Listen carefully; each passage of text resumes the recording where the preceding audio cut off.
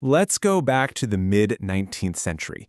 The Kingdom of Cambodia was in an absolutely impossible position. You see, it was hemmed in by these powerful, aggressive neighbors, and it desperately needed an ally. And then, right on the horizon, a new global power shows up, France. They came offering protection, but what they ended up delivering was, well, something else entirely.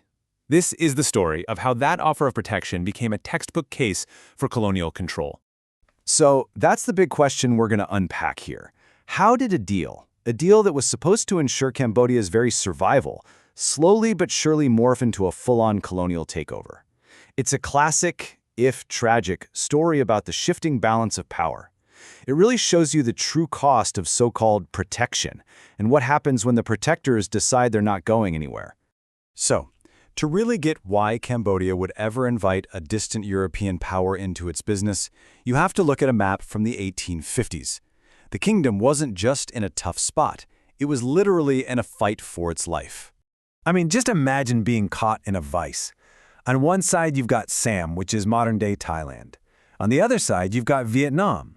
Both were regional superpowers, and for decades, they've been treating Cambodia like a pawn in their own game, demanding tribute, messing with its politics. Cambodia was just being squeezed from both sides.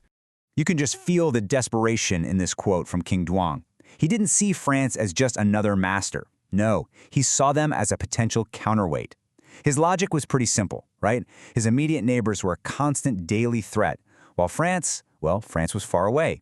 It was a huge gamble for sure, but looking at it from his point of view, what other choice did he really have?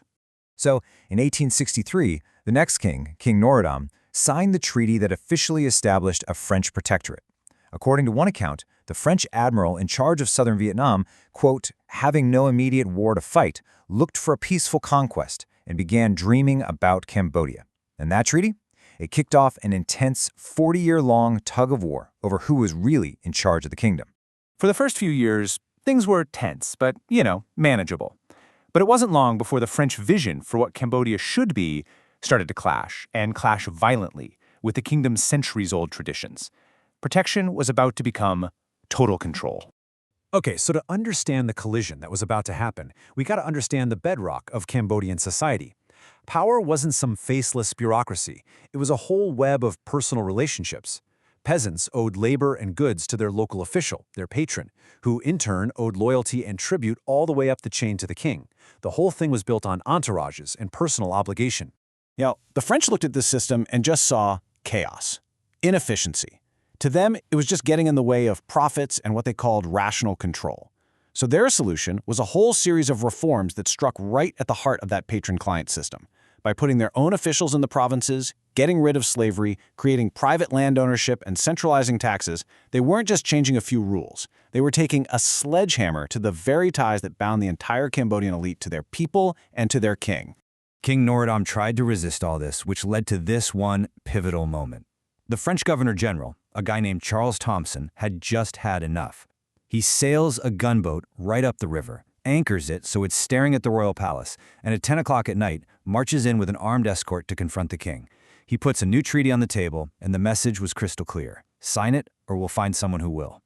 And the real endgame was all right there in Article 2. It says the king accepts all future reforms the French government thinks are useful. Think about that. This wasn't a partnership, it was a complete surrender. It basically gave France a blank check to do whatever it wanted to Cambodia. King Norodom had effectively signed away his kingdom's sovereignty just to keep his throne. But the Cambodian elite, the very people who saw their power, their wealth, their entire way of life being just dismantled, they weren't going down without a fight. That treaty of 1884, it lit a fuse that was about to explode into a massive nationwide rebellion. And don't for a second think this was some minor skirmish. We're talking about a conflict that tied down 4,000 colonial troops for over a year and a half. This was a serious, organized resistance, led by the exact same regional leaders the French were trying to sideline. So you see the direct cause and effect here. The French power grab in '84 leads directly to the rebellion of '85.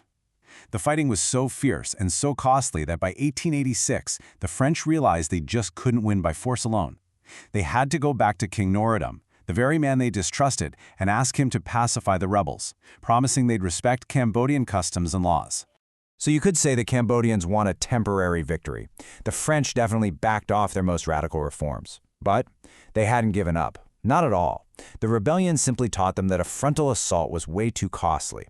So they switched tactics, shifting to a slower, more methodical dismantling of the king's authority over the next 2 decades. And that brings us to the final years of King Norodom's reign. The French, having learned their lesson from the rebellion, started playing the long game to get the total control they'd wanted all along.